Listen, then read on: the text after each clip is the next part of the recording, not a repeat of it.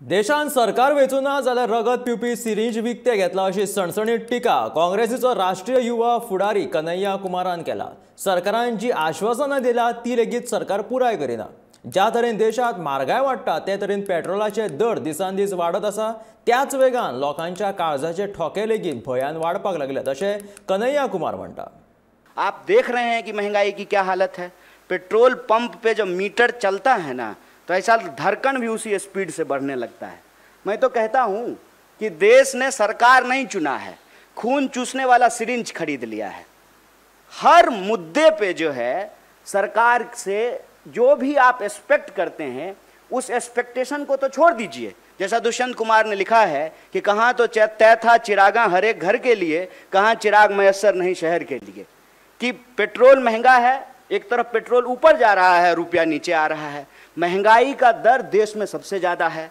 एक एक करके सरकारी संस्थान बेचे जा रहे हैं।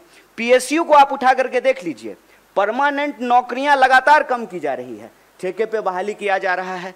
कैसा परमानेंट जुगाड़ किया है सरकार ने साहब कि प्रधानमंत्री होते हैं 5 साल के लिए, संविधान में ऐसा लिखा हुआ है। लेकिन आप जो है सत्ता का अहंकार देखिए कि प्रधानमंत्री के जो नंबर 2 हैं वो कहते हैं कि हम जाने के लिए नहीं आए हैं, 50 साल यहीं रहेंगे। तो नियम ही बदल दीजिए कि अब प्रधानमंत्री का चुनाव 5 साल के लिए नहीं होगा, 50 साल के लिए होगा। जहां कॉन्ट्रैक्ट पे चीजें हैं कि आप 5 साल के लिए ही प्रधानमंत्री हो सकते हैं, वहां आप लाइफ टर्म रिचार्ज चाहते हैं, life term full time recharge. लेकिन जहां सरकारी नौकरी में परमानेंट की व्यवस्था थी उसको एक एक करके समाप्त किया जा रहा है।